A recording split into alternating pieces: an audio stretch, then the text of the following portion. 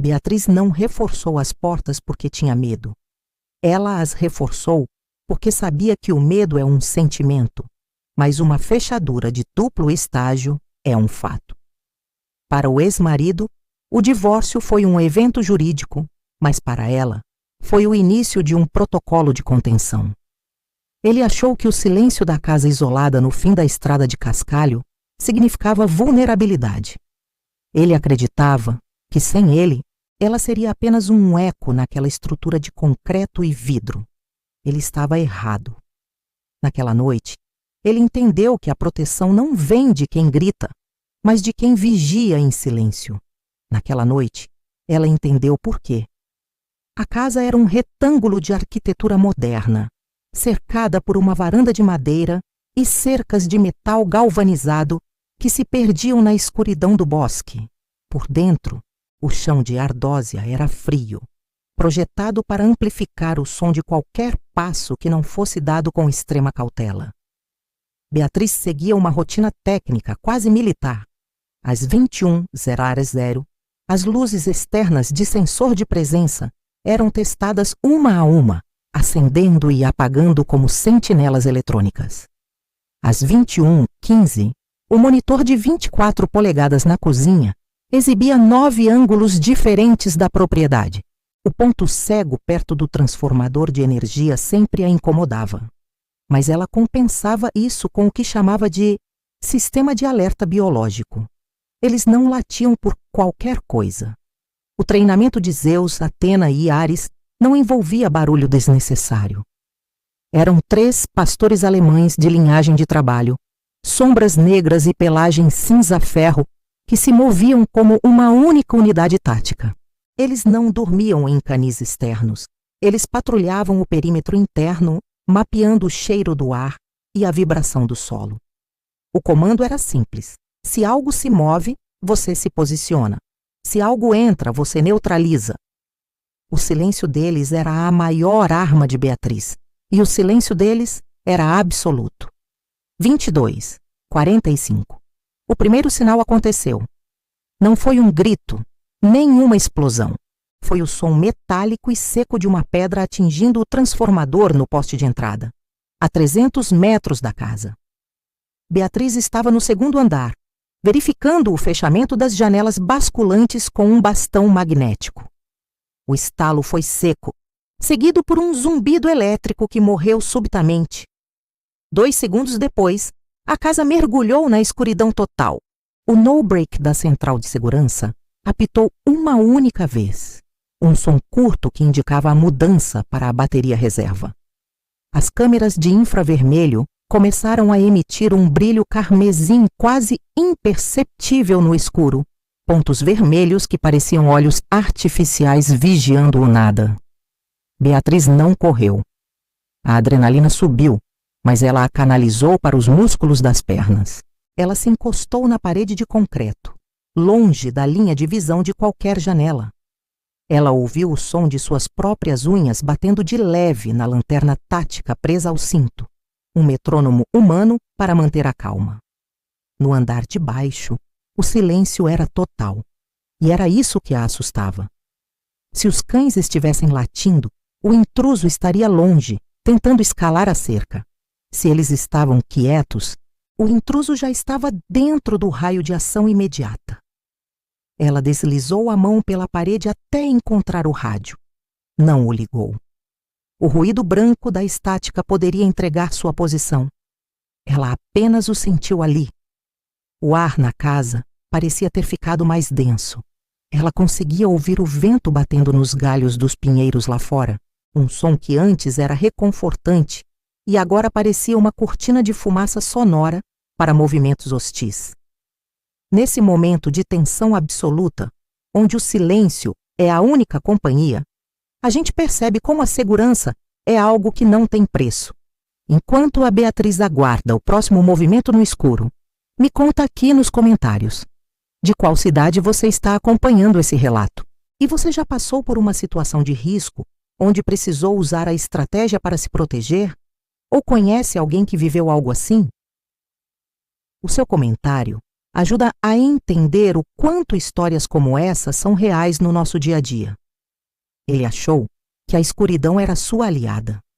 Ele conhecia a planta da casa, ou pelo menos a planta de 2 anos atrás, antes das reformas táticas de Beatriz. Ele sabia onde ficava a suíte, onde ficava a adega e onde Beatriz costumava se esconder quando ele perdia o controle, e as paredes daquele lugar pareciam se fechar sobre ela. Ele caminhou pelo cascalho com a confiança de quem ainda se sentia dono do território, um predador voltando a um cercado que julgava abandonado. O clique da fechadura da porta dos fundos sendo forçada ecoou pelo corredor vazio. Ele usou uma técnica limpa, talvez uma chave mestra, ou um pé de cabra de polímero para evitar o som de metal contra metal. A porta cedeu com um gemido de madeira quase imperceptível. Silêncio. Um silêncio que doía nos ouvidos. Beatriz, no topo da escada, não acendeu a luz. Ela colocou o dedo indicador no lábio, um gesto inútil na escuridão, mas um hábito de quem opera sob pressão extrema. Ela ouviu os passos. Eram passos pesados, de quem não espera resistência. Botas de sola rígida sobre a ardósia fria da cozinha. Ela conseguia imaginar o sorriso dele, aquela expressão de triunfo que ele usava quando vencia uma discussão pelo cansaço. Ele achava que ela estaria trancada no quarto, encolhida, chorando ou rezando para o sinal de celular voltar. O sinal não voltaria? Ela sabia que ele provavelmente carregava um bloqueador de frequência de bolso, um dispositivo que ele sempre vangloriou possuir para a privacidade. Ela começou sua varredura mental. Primeiro, o hall de entrada, livre. Segundo, a sala de jantar. As cadeiras estavam posicionadas, qualquer esbarrão faria um barulho de arrasto. Terceiro, o corredor dos quartos de hóspedes. Ela sabia que Ares estava lá, fundido às sombras sob a mesa de carvalho. Ela esperou. 23. 20. Ele começou a subir. Cada degrau de madeira rangia sob o peso de um homem que não tinha pressa. Ele queria o terror psicológico. Ele queria que ela o ouvisse chegar, degrau por degrau, como uma contagem regressiva para o inevitável. Bia? Ele sussurrou. A voz era baixa, carregada de uma falsa ternura que escondia o veneno de meses de ressentimento. Eu sei que você está aí. Eu disse que você não ia conseguir se esconder para sempre. A gente precisa terminar aquela conversa. Ele chegou ao patamar do 2º andar. A lanterna do celular dele varreu o corredor, um feixe de luz branca e instável que criava sombras gigantescas nas paredes. A luz passou por cima de um vaso decorativo, pela porta entreaberta do escritório e parou finalmente na porta do quarto principal. Ele caminhou em direção a ela, os ombros largos bloqueando a pouca claridade que vinha da lua através das frestas das cortinas de linho. Ele chutou a porta com força, esperando encontrar o alvo. O quarto estava vazio. A cama estava feita, os lençóis esticados, nenhum sinal de ocupação recente. O choque dele durou exatamente 3 segundos. Foi o tempo necessário para Beatriz, escondida no nicho do armário de linho, um espaço que ela mesma havia modificado para ter uma trava interna e uma fresta de observação, dar o comando de voz.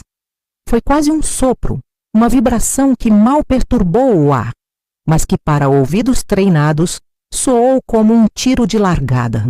Atrasar, agora. O primeiro ataque não veio de frente. Zeus saiu da sombra absoluta atrás da poltrona de couro no final do corredor. Não houve rosnado prévio. Não houve latido de aviso. Houve apenas o som abafado do impacto de 45 quilos de músculo e fúria controlada contra a lombar do intruso. O homem cambaleou para frente, soltando o celular. O aparelho caiu no chão com a tela para cima, iluminando o teto em um ângulo dramático que transformava o corredor em um cenário de filme no ar. Ele tentou se virar, soltando um xingamento abafado, mas o segundo impacto veio por baixo, visando o equilíbrio. Athena bloqueou a rota de fuga para as escadas, posicionando-se em uma postura de guarda que parecia uma estátua de granito. Ela mostrava os dentes, mas permanecia em silêncio, uma promessa de violência contida que era muito mais aterrorizante do que qualquer rosnado. O terceiro, Ares, surgiu do escritório, fechando o triângulo tático. O homem estava no chão, ofegante, as mãos espalmadas na ardósia tentando encontrar apoio. Ele tentou levantar a mão direita para golpear o cão mais próximo, um movimento instintivo e estúpido. Ares fechou a mandíbula no ar, a centímetros do pulso dele. O estalo dos dentes batendo um no outro soou como uma armadilha de urso de aço fechando. O homem congelou. O suor frio começou a brotar em sua testa, brilhando sob a luz do celular caído. Ele olhou para os lados, percebendo pela primeira vez a simetria do cerco. Ele estava rodeado por 3 pares de olhos âmbar que não piscavam. 3 seres que não sentiam medo, apenas propósito. Beatriz saiu do armário de linho. Ela não tremia. Seus movimentos eram calculados, os ombros para trás, a respiração vindo do diafragma. Ela segurava uma lanterna tática de 1000 lumens e a acionou diretamente no rosto dele, obliterando sua visão e transformando o mundo dele em um borrão branco e doloroso. Você achou que eu estava sozinha, Marcos, ela disse. A voz dela era baixa, constante, sem a oscilação histérica que ele esperava. Você sempre teve dificuldade em entender que eu não sou uma propriedade que se retoma ou um território que se invade. Eu sou um sistema que se defende, e este sistema está operando com 100% de eficiência agora. Ele tentou falar, uma ameaça engasgada sobre advogados ou sobre como ela se arrependeria, mas Zeus deu um passo à frente. O cão não atacou. Ele apenas inclinou a cabeça, um rosnado baixo começando a vibrar no peito, uma frequência tão grave que parecia fazer os ossos de Marcos tremerem dentro da carne.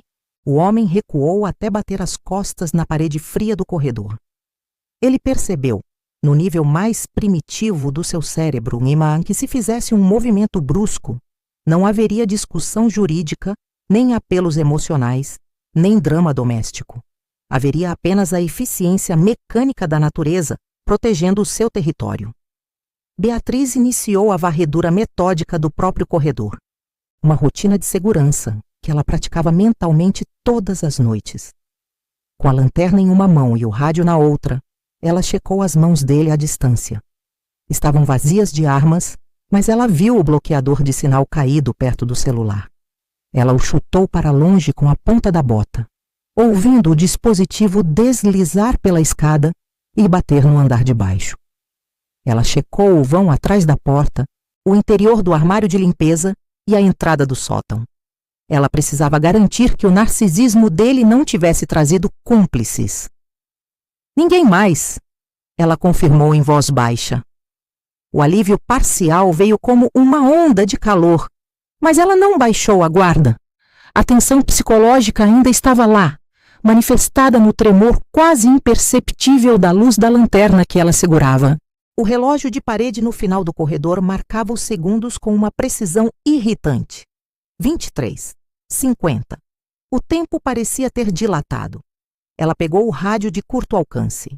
Diferente do celular, o rádio operava em uma frequência que o bloqueador barato de Marcos não conseguia neutralizar totalmente a curta distância.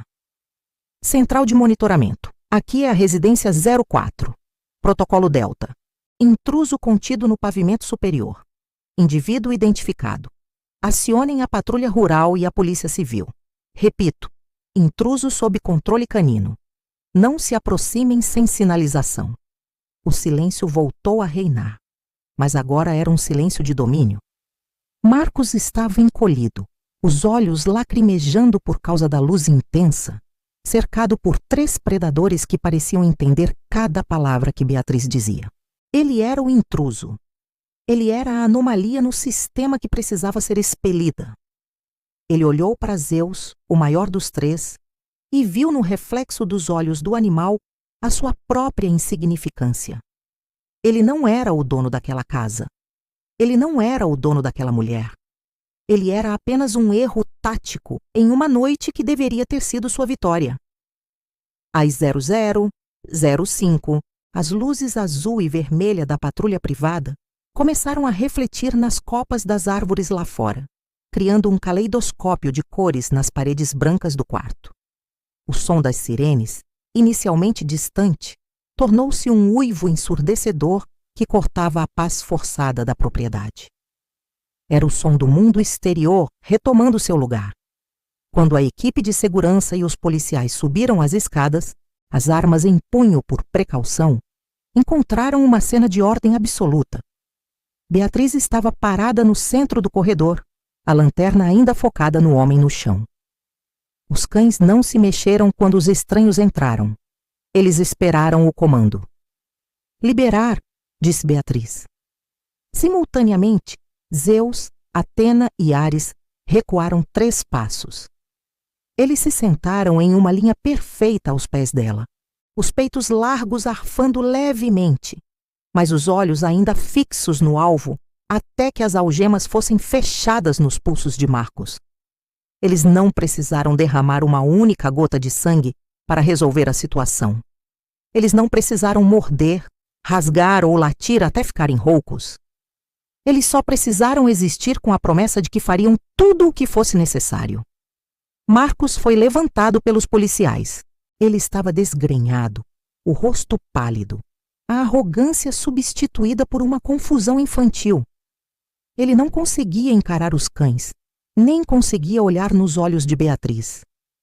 Ele parecia subitamente pequeno dentro de suas botas de couro caro. Enquanto era conduzido para fora, ele tropeçou no próprio celular, o aparelho que deveria ter registrado sua reivindicação e que agora era apenas uma prova material de sua invasão. Beatriz acompanhou a descida até a porta principal. Ela observou as viaturas se afastarem pela estrada de cascalho, as luzes sumindo entre os pinheiros até que restasse apenas a escuridão natural da floresta. Ela fechou a porta, girou a chave, acionou a trava de segurança de 3 pontos. Ela voltou para a cozinha e, com movimentos deliberados, buscou as tigelas de cerâmica pesada. Ela serviu água fresca e uma porção extra de proteína para seus defensores. O tremor em suas mãos finalmente apareceu de forma nítida quando ela colocou as tigelas no chão, mas desapareceu assim que Zeus encostou o focinho úmido em sua palma, um gesto raro de afeto em meio ao rigor do treinamento. Ela subiu as escadas pela última vez naquela noite. Verificou o monitor de segurança. O transformador externo já estava sendo reparado por uma equipe técnica que a patrulha chamara. As câmeras voltaram a exibir imagens coloridas e nítidas. Ela verificou cada canto, cada fresta, cada sombra. O ambiente estava limpo. O relógio marcava 01:30. Beatriz deitou-se na cama que Marcos achou que encontraria ocupada por uma vítima. Ela fechou os olhos, mas não antes de ver Zeus se deitar, atravessado na porta do quarto, enquanto Atena e Ares assumiam suas posições no corredor e na sala de estar. O sono veio rápido, profundo e sem pesadelos. Ela sabia que a segurança não é um estado de espírito, é um investimento constante em vigilância. Não era paranoia, era estratégia. Naquela casa, o silêncio não era um vácuo de medo. Era um aviso silencioso para quem ousasse interrompê-lo. O perigo nunca foi quem estava sendo protegido, mas a inteligência e a força de quem decidiu nunca mais ser uma presa.